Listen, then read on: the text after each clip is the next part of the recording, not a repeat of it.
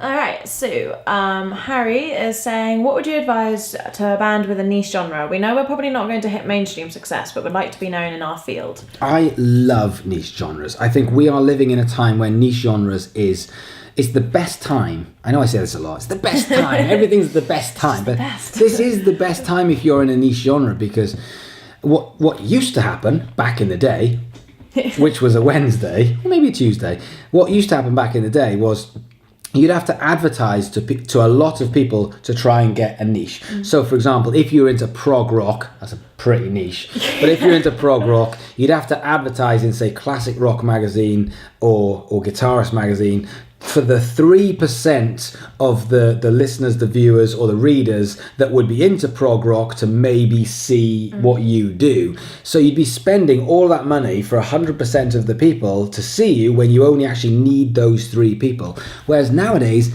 you don't need to do that. And every couple of days, I talk to a business owner or a band or a musician who says, yeah, Facebook ads don't work for me. And I'm like, no, Facebook ads work for you. They absolutely do. The problem is not Facebook ads. You're the problem. You just haven't learned how to use them properly. Like, if someone had said to me 20 years ago when I started, building bands and that kind of stuff, if someone said to me, oh, you don't need to advertise to 1,000 people to hit 5, you can just hit 5, I'd have lost my shit. I'd have been like, fuck, is that how much is that going to cost? That sounds ridiculously expensive. If they then said, oh yeah, well, it's actually a lot cheaper, I'd have been like, I'm advertising to the 5 people I need to hit and it's cheaper. That's fucking mental.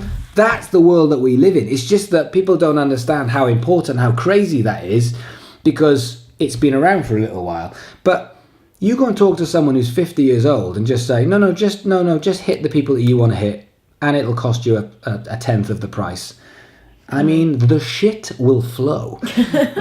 So, it's an amazing time for that. So if you're in a niche market, you don't have to say, well, we're trying to find just the people in Brighton. You can find people from all over the world. The rules have all gone. So if you want to advertise to 25 to 26-year-old males who, from anywhere in the world, who bought a certain album, effectively, you can do that now. That's how crazy a time we're living in. So niche genres really work and the reason why niche genres really work is because it's kind of like super fans.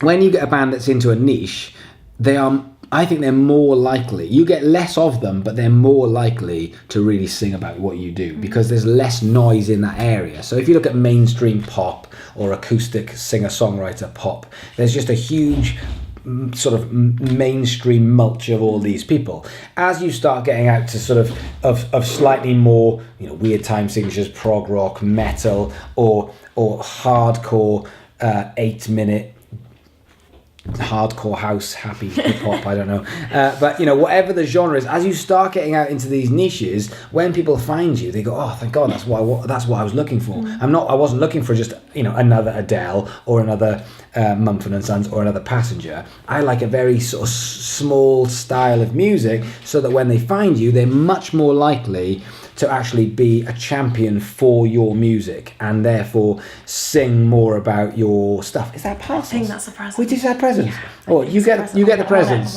You get the presents, and we'll definitely have some presents. With the hand from under the door.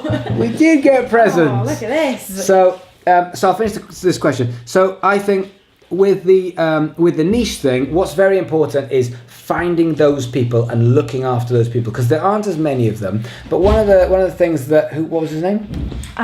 His name was Harry. Harry. So Harry, you say that it's not going to be mainstream success, but another thing is you'd be surprised what hits mainstream success. In fact, what is mainstream success nowadays? I mean, people have this idea that it needs to be a 3-minute song so it can get on the radio, otherwise it's not getting enough airplay and therefore it's not going to actually get out there. And well, it's such a defeatist negative attitude. It doesn't actually work like that. What works like that is the most amount of people who listen to your song on Spotify /download it win the game for that particular week when it comes to the charts.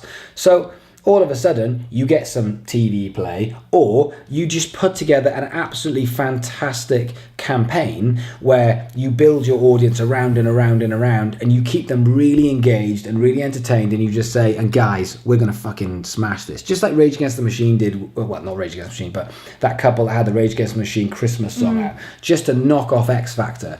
And it was so cleverly done, not because we all wanted Rage Against the Machine to be Christmas number one, because they sort of orchestrated it to say, this is what we're doing, this is why we're doing it, and this is how we're going to do it, and what we need you to do is just buy that copy between that date, and that way this is what's going to happen. And it happened, and the whole world got behind it because there was a reason to do it. Now, Rage Against the Machine aren't going to go on. In fact, they went on I think it was Radio 1, and they said, don't swear, because obviously there's the fuck you, I won't do what you told me. And it got to that stage, and they just did it anyway, because they what do you fucking expect? They're Rage Against the Machine. Of course they're going to go on Radio 1 and sing it. And of course, then the producer was like, but it was an amazing campaign, you know. And I've talked I've talked to quite a few people who've had hit singles and even number one albums who've said what was brilliant was we had a bit more of a niche compared to what was mainstream at the time, but our campaign was faultless. Our campaign was so clever. We just wound it up and we wound it up and we wound it up until we pushed the button and we said to everyone, go. And at that point, everyone did the thing. They bought the EP, they bought the single, they bought whatever it was at the time, they bought the album, and it bought enough to actually register to start getting noticed, get in the charts. And then all of a sudden, the music industry have to take note, because Rage Against the Machine, for that single, they sold more than everybody else for that Christmas number one. Radio 1 couldn't just stick their fingers in their ears and go, no. So they had to acknowledge it and say, that is the number one single. Therefore, it has to, whether it gets played or gets interviewed or gets talked about, it has to do it.